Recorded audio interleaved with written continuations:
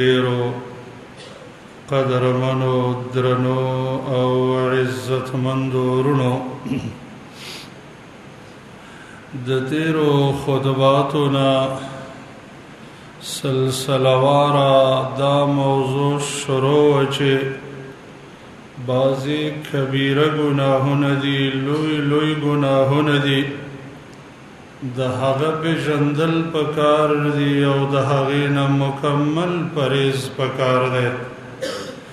ځکه زمونږ رب موږ څه وعده کړې ده، که تاسو د دې غټو غټو ګناهونو نه ځان وساتو نو دا واړه ګناهونه درته معاف کوم او د عزت کور ته داخلوم چې جنت دی.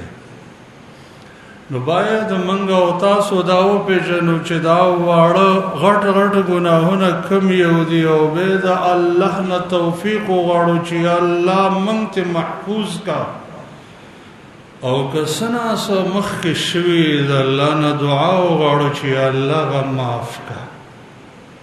نو یو د کبیره ګناهونو نه چې نن خطبه کې بیانېږي هغه د مور او پلار آزار اخیستل، د مور او پلار بې ادبي کول، هغوی بې احترامي کول، د هغوی نافرماني کول، د هغوی زړونه ازارول، هغوی ته بد رد ویل، د هغوی زړه دردول، دا هغه لوی جرم دی چې د دې جرم آثار انسان دنیا کې مومي او آخرت کې هم د دې بدترین حال دی.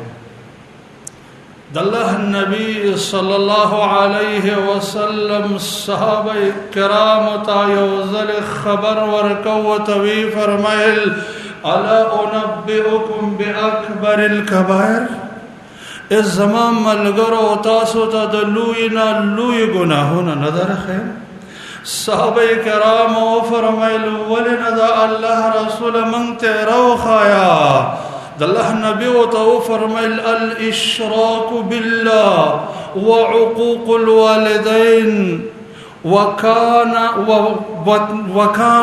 وكان جالسا وكان متكئا فجلس ألا وقول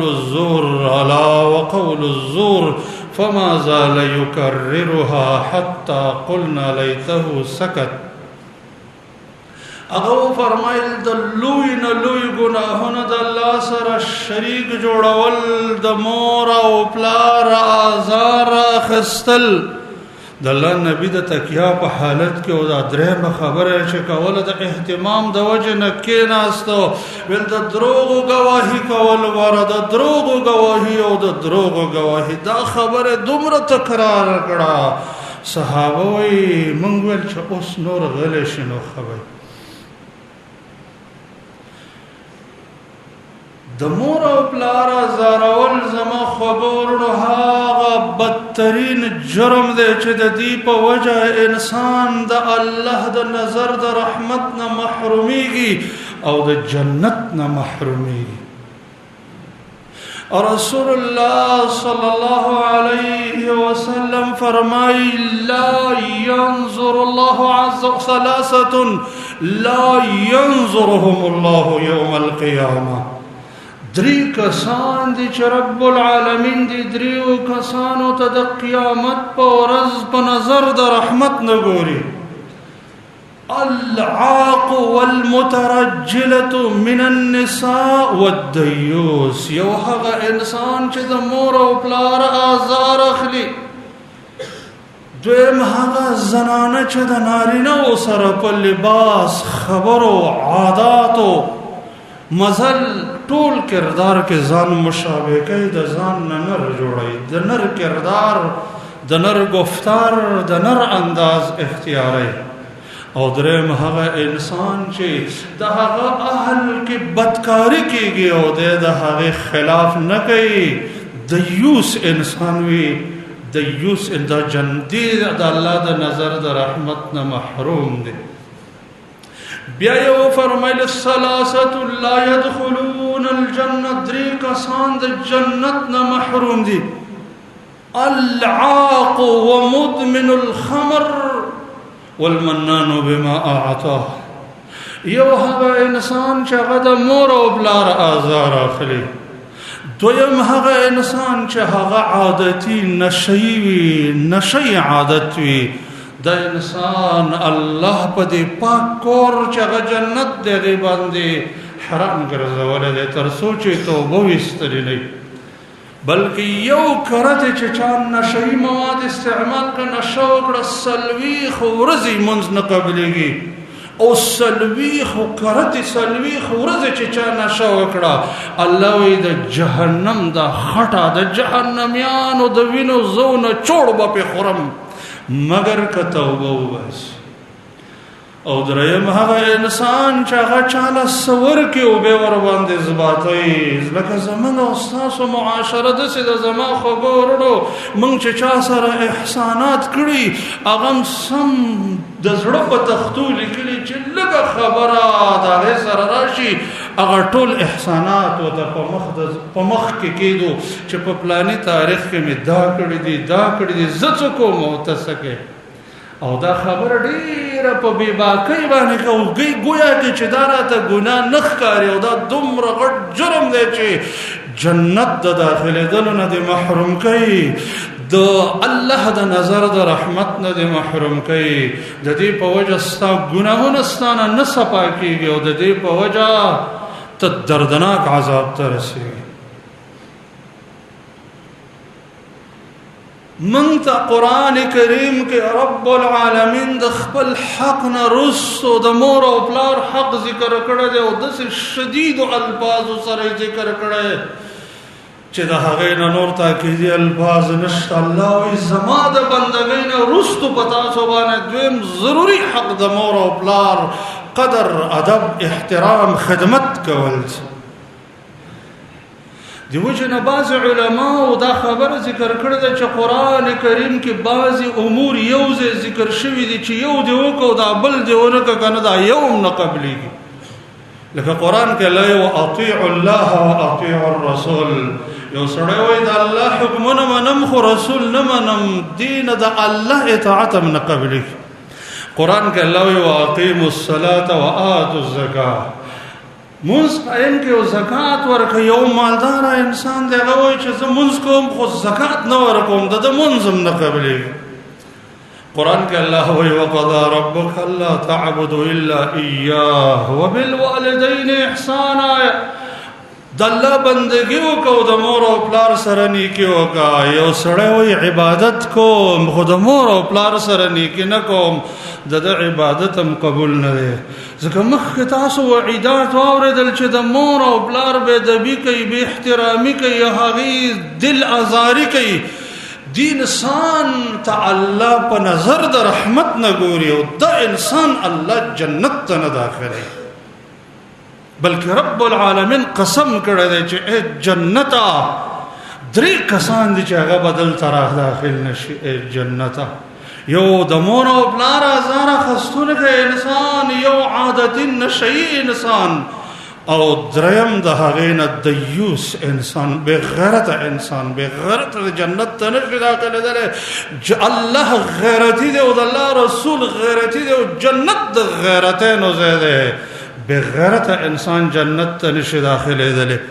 شرعي چې شریعت چاته بې غیرته وایي، ګوره موږ او تاسو پښتو کې خو غیرتي دې ته وایو چې هغه ډېر کنزلمار یو، هغه چې دی خلکو سره دشمنیانې کوي او خلکو وهي او خلکو ته بد رد وایي او کنزلمار وي او د تر ورور عزیز سره بد اخلاقي کوي. موږ خو دې ته غیرتي وایو که نه، دا نه دی. غیرتمن انسان هغې ته وایي چې هغې کې د حیا صفت وي، او بې غیرته بې حیا انسان ته وایي. الله وی وبالوالدین احسانا، مور او پلار سره به احسان کې. بے فرمائی ما يبلغن عندك الكبر احدهما او كلاهما فلا تقل لهما اف ولا تنهرهما وقل لهما قولا كريما. کستا په ژوند کې مور او پلار دواړه یا یو بوډاوالی ته ورسېدو نو د اوف کلمه قدر ته مرته مو وایه چې دا په لغت عربی کې ډیر د معمولی سیز د پاره استعمالیږي، یعنی معمولی ترخه خبره به مرته نه کوي. بلکې وقل لهما قولا کریما، ډیر عزتمنده نرمه خوږه خبره به ورته کې. جلیل القدر مفسر امام مجاهد رحمه الله د قول کریم تشریح کوي چې هغه نه پوښتنه وشوه چې جناب د مور او پلار آداب مې نور پېژندلي دي، خو قول کریم څه ته وایي چې هغسې ورته وایم؟ هغه ورته وفرمیل قول العبد المذنب امام السید الفض. قول کریم دې ته وایي چې یو مری دی، غلام دی، داغه سردار دی، ډیر سخت بد اخلاقه دی، ډیر سخت بد اخلاقه دی، هغه چې د سره خبرې کوي ډیر بد زبانه دی، د خبرې نه مخکې هم کنځلې وروسته هم کنځلې، داسې پوچولی انسان دی، غیر حق ورته کنځلې کوي، غیر حق رټي، غیر حق دګي. او نن د دې مرۍ نه ګناه هم شوې ده، نن خو مجرم دی.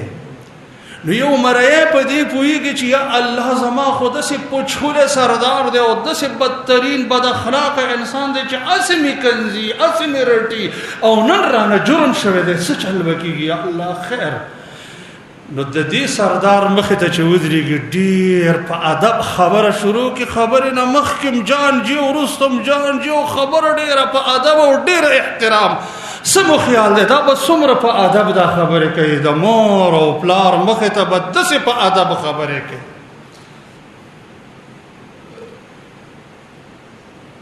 زما د دین اسلام قدرمنو، خاص کر ځوانانو ورونو، هغه خوش قسمته انسانانو چې مور او پلارم ژوندي دي، اوس هم تاسو سره ډیر عظیم چانس دی، ښکلې موقع ده. د الله په ذات باندې قسم که د غرونو په مقدار مشکل ستاسو مخې ته راشي او دا درګاه دې راضي کړي که نه، مور او پلار در نه راضي او د مور او پلار دعا در سره وي، والله العظیم دا مشکل به مخې ته اواریږي د غرونو په مقدار. او دا قسم ما د نبی کریم صلی الله علیه وسلم د یو مبارک ارشاد پر رڼا کې وکړو چې هغه موږ ته خبر راکړی دی چې 3 کسان غار ته ننوتل او غار پرې رابند شو، غر مخې ته راغلی غر، خو یو په هغې کې د مور او پلار دعا اخیستلې وه او د مور او پلار خدمت یې کړی و، الله ورته غار سوری که او دوی ترې راووت.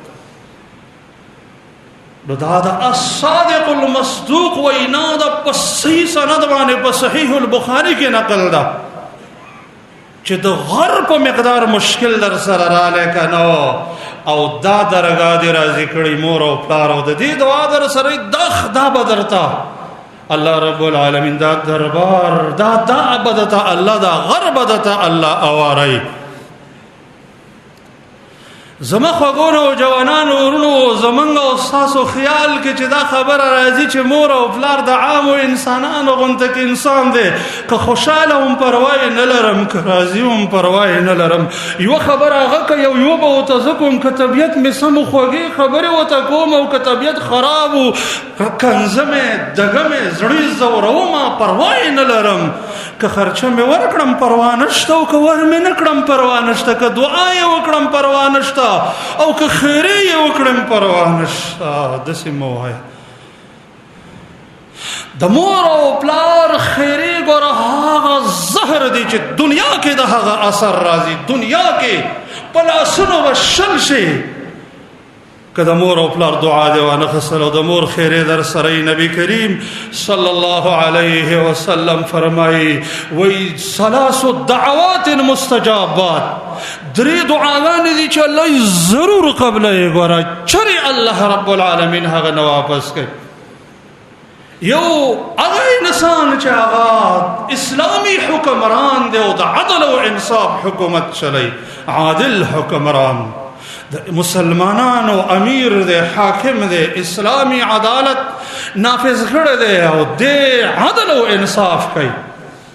دویم هغه انسان چې هغه په سفر باندې وتلی دی او به خاص کر دینی سفر کې دی، د دعا الله نه واپس کوي. او دریم ودعوة الوالد على ولده، مور او پلار چې بچی ته خیرې وکړي که نه، مور او پلار چې بچی ته خیرې وکړي دا الله نه واپس کوي، ضرور الله رب العالمین دا قبلوي.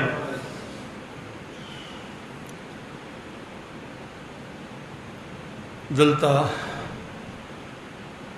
امام مقدسی په کتاب التوابین کې یو واقعه راوړې ده د مصاحب په نوم باندې د یو کس نه د خپل واقعه ذکر کوي چې زه ځوان وم د ځوان انسان دماغ خیالات لږ اوچت وي مور او پلار ته ډېر په معمولي نظر باندې ګوري د مور او پلار پروا نه لري یو خبره مور او پلار کوي یو ورته دا کوي لکه مور او پلار د خپل او خادمان نوکران غني او اوس د عام خلکو په شان یې غني داسې نه ده وایي زه ما ته به مور او پلار نصیحت کو چې بچیا داسې مه کوه داسې کوه ما له به قار راتېسته په مور او پلار به مې ګزار وکړه یو کرته داسې وشو بل کرته یوه ورځ د ورځو نه ما ته مور او پلار ډیر خوږ نصیحت شروع کو خو زه شیطان دوکه کړم او استمې په هغه باندې حمله وکړه او مور پلار مې ووهو ما ته ویله بچیه نور خو د نه تنګ شوم والله که بل کار در سره وکړم کعبې له به ځم او د کعبې غلاف به نیسم هلته به درته خیرې کوم وایي زه لاړم مور او پلار مې لاړ عمرې ته او هلته هم دقسې د کعبې غلاف ونیو او خیرې یې وکړه چې هغه ذاته چې ته څوک د خپل در نه نامراده نه واپس کې زما دا بچی چې دی هغه ډېر زیات ما ازاروي زما بچی ډېر نافرمانه دی او زما زړه نور زخمي کوي یا الله په لاسونو یې شل کوي وی پلار چې مې د عمرې نه واپس راته زما نیم طرف فلج شوی او زه بالکل فلج وم زما خوږو نوجوانانو ورونو مور او پلار هغه قیمتي تاج دی چې د بادشاهت د تاج نه اوچت ستاسو په سرونو باندې پروت دی د دې په قدر باندې هغه څوک نه پوهېږي چې دا تاج په سر پروت وي هغه څوک پې پوهېږي چې تاج یې د سر نه وغورځېده زما خوږو ورونو دا आवाज د پلار چې تاسو ته کېږي چې بچیا چیرته یې بچیا ناوخته دی که نه کور ته نه راځي بچیا دا کار نقصاني دی دا مه کوه بچیا پلانی سړی غلط سړی دی هغه سره مه ګرځه بچیا دا پلانی کار مه کوه نقصان دی در پکې بچیا نشې مه کوه تماشې مه کوه غلط مه ګرځه د الله نافرماني مه کوه دا هغه بهترینه دوايي ده چې ګوټل خوې ترخه دي بدبویي پکې تا ته حس کېږي که نه شیطان دې نه پرېږدي نفس دې نه پرېږدي خو د ده عاقبت د ګبینو نه هم ډېر خوږ دی دا خو د ځوانۍ پته ورکړي چې ته د پلار دا خبرې اورې تا ته داسې ښکارې لکه یو ترخه دوايي چې ګوټې یقیني چې ترخه ده ځکه موږ سره زموږ شیطان ملګری دی نفس ملګری دی لیکن د دې عاقبت د ګبینو نه هم ډېر خوږ دی هغه انسانان کمال ته رسېدلي دي چا چې د مور او پلار دعا اخیستلې ده او هغه انسانان سخت نقصان ته رسېدلي دي چې هغه د مور او پلار خیرې اخیستلې دي د وجې نه حدیث کې راځي نبی صلی الله علیه وسلم فرمایي په ګناهونو کې هغه ګناه چې ډېر زر سړي ته د هغه اثر رسېږي که نه ډېر زر هغه د مور او پلار ازار اورلی که د زماني بزرګ وي که نه ټوله شپه تهجد کې او هره ورځ روژه نیسي او په سجده الله ته پروت وي او ژړاګانې کوي او د زماني بزرګ وي او د مور او پلار ازار دې واخیسته دنیا کې به شرمېږي یو ځلې صحیح روایت کې راځي چې د جریج په نوم باندې یو جلیل القدر انسانو چې هغه د الله ډېره ښکلې بندګي کوله ډېره ښکلې شیطان یو ځل خپلو بچو ته وویله چې د دې جریج باندې به څوک داسې کار وکړي داسې کردار وکړي چې دا د الله د دین نه لږ مصروفه کړي یو بچی د بچو نه یې راپاڅېد ویل زه به دا کار وکړم یا د بني اسرائیلو په جماعت کې یو بدکاره زنانه راپاڅېدله ویل زه به په جریج باندې ګناه کوم الله ته سبب برابر کو جریج د عبادت خانه خواله مور راله आवाज وکړه چې جریج حیران شو ی اللهم صلاتي و امي الله سوکم دلته مونږ دې دلته مور ده الله ستا بندگی ده او دلته مې مور آواز کوي. جواب یې ورنک. بیا یې ویله چې جریج هغه بیا ویل اللهم صلاتي و امي، یا الله مور ده او دلته مونځ دی څه وکړم؟ دریم کرتی بیا جواب ورنکړه. دا ډېر عابد انسان و، د مونځ خوند او مزه ورباندې راکولاو شوې وه، زړه نه کېده چې مونځ ختم کړي، خو بیا هم د مور د خوله نه ورته خیرې ووتلې.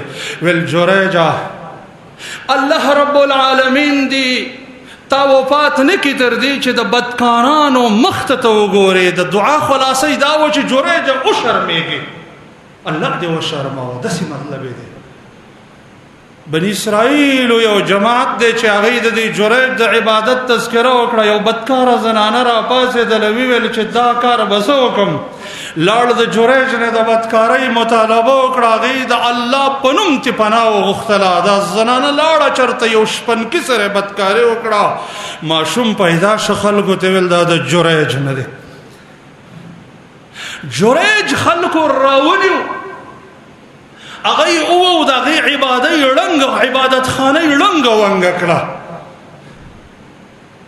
خلکو نه جریج پوښتنه وکړه چې زه مو ولې ووهلم، دا ما څه چل کړی و؟ ویل تا دومره بزرګ موږ ته ځان معرفي کړی دی او ته داسې کارونه کوې. چونکې هغه یقینا د الله بنده و، سی عبادتونه کول د الله. ویل تاسو راولئ دا ماشوم ما ته. هغه اودس وکړو، 2 رکعته مونځ یې وکړو. ماشوم چې راوستو په دې خېټه یې داسې ویل وایه ماشومه پلار دې څوک دی؟ هغه ماشوم الله ګویا نه کول پلانې شپنکي نه زه پیدا شوی یم. خلکو چې د جریج دا عظمت، دا شرف، دا کلام، دا کرامت ولیدو، ویل نن به ستا عبادت خانه د سرو زرو نه جوړو. موږ خو تا سره ډېر زیاتی کړی او ته د الله دومره بهترین ولی، دا کرامت دې موږ ولیدو. هغه ورته جواب کې ویله چې نه، د خټو ګټو نه جوړه کوي، ما ته مې مور خیرې کړې وې. زما خوږو نوجوانانو ورونو، جریج چې د مور د یوې خبرې جواب په دې وجه نه دی ورکړی چې د الله بندګۍ کې مصروف دی او د مور د خوله نه ورته خیرې ووتلې. په دومره سخت قهر او غضب باندې اخته شو. د الله حلم دې تاسو مغرور نه کړي چې تاسو مور او پلار ته کنځل کوئ، په هغوی لعنت وایي. مور تاسو ته خپله خادم او نوکره ښکاري چې معمولي یو کار وروستو شي کنځلې، بدې ردی، سپکې سپورې خبرې، خوراک کې لږ غونته کې کمزوري راشي. مور ته سپکې سپورې خبرې کول، هغه کنځل او هغه ته د یو نوکرې په حیث کتل. تاسو سره به څه کېږي؟ خو د الله حلم ډېر دی. یا ایها الانسان ما غرک بربک الکریم. ستا رب کریم دی، ډېر زر سزا نه درکوي، ګنې تاسو نه دي کړي. د الله لاک لاک شکر ادا کړه چې ما خو ډېر بدترین حالت کې زه گرفتار یم. الحمدلله چې اوسه پورې راته د دنیا شرم رسوایي نه ده را رسېدلې او په صدق په همدې ځای کې توبه وباسه چې ربا آینده کې به د مور او پلار سره داسې معامله کوم چې په دې سره به یې ګرځوم او ژوند به د مور او پلار خدمت کوم، چې سحر ځم د مور او پلار په دعا او چې راځم د مور او پلار په سلام. ګنې دا نعمت مور او پلار د یو څو ورځو مېلمانه دي، سبا ختمېدونکي دي، بیا به جاړې، جړا به فایده نه در رسوي. مونږ ته د الله نبی فرمایي چې څنګه د مور او پلار سره وکړه، ستا بچي به تا سره همداسې کوي. چې خپلو بچو نه ته څنګه غواړې چې تا سره ستا بچي څنګه کردار وکړي، همداسې ته د خپل مور او پلار سره کوه. هغه وایي تاسو د خپل مور او پلار سره احسان کوئ، ستاسو بچي به د تاسو سره احسان کوي. که یې ونه کوي او د مور او پلار سره مو کومه معامله وکړه، بچي به هم در سره حقه کوي. امام خرایطي په مساوي الاخلاق کې د اصمعي نه یوه واقعه را نقل کړې ده. وایي ما ته یو بانډچي ویل چې زه په دې بانډو ګرځم او د ټولو انسانانو نه غټ ازاري انسان مومم چې په دنیا کې به غټ ازاري انسان څوک وي. زه یوې بانډې ته لاړم، ګورم چې یو بوډا انسان دی، هغه یو رسۍ په خپله اوږه باندې کېښودلې ده او داسې یو بوکه را وباسې د کوهي نه چې اوښ یې نشي را ایستلی. چې ډیر بدترین حالت کې دی او د ډیره تعجب او خبره ده چې ځوان ورپسې رستو دی او هغه سره د سرمنې یو پټه ده چې لږ سوس شي پاغي وي تر دې چې ملای چاودلې ده. مال سخت غوسه را ما ورته ویل چې لکه کوم عقل د الله نه یریږي چې د دې بوډا انسان سره ته داسې معامله کې او ته شرمېږې نه چې د یو بوډا سره زما دا خیال و چې دا څوک نوکر دی. ما ته ویل د دې نه ډېره تعجبوره خبره دا ده چې دا مې پلار دی. مل د الله په قهر او غضب اخته شي پلار سره څوک داسې کوي. ما ته ویل چپ کا دې د خپل پلار سره داسې کړي او دې د خپل پلار واقعه ما ته کړې ده او هغه وایي چې ما د خپل نیکه سره داسې کړي. ما ویل چې په دنیا کې ډېره ازاري کورنۍ ده انسان نه به څنګه خیر حاصل شي چې هغه د خپل مور او پلار سره داسې معامله کوي.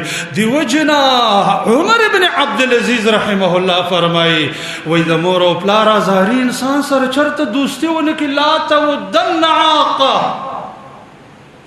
د مور او پلار سره ازاري انسان سره چرته دوستي ونه کې ځکه دا غي نه ته څه د خیر تمکه چې مور او پلار ازار اخلي تا ته بس خیر در ورسي.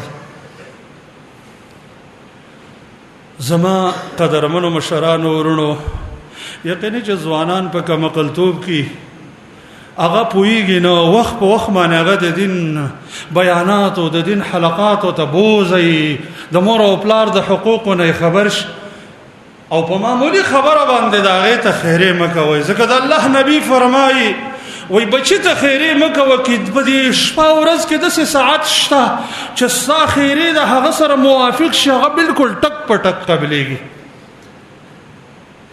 بلکې د یو عادت جوړ کړي چې بچي غلط کردار کوي کنه ته ورله د الله نه دعا غواړه. په سلفو کې یو عالم د علماونه هغه دا بچی چې ډیر زیات نافرمانه و ډیر وو ډیر زغلو ډیر د ادب اسباب استعمال که خو ادب ناقص دو هغه خپل سر ته پرې خو چې زبچې کوا الله ته توجه وګرځول او په سجده کې به دا دعا کوله چې الله دا نیکان تا نیکان جوړ کړی دي رب العالمین ما چې هر جرم کړی هغه ته معاف کو دا بچی زما تابع جوړ کا. لږ وخت پس د مور او پلار د پلار دا دعای قبول شو بچی سمیلار تراله. امام کعبه الشیخ عبدالرحمن السدیس د دې یو واقعه د خپل بار بار محاضراتو کې بیانې د عبرت نه ډکه واقعه ده. دی وایي زه خپل ماشومم او ډېر زیات ورانم مور او پلار به مې ډېر پازابوله.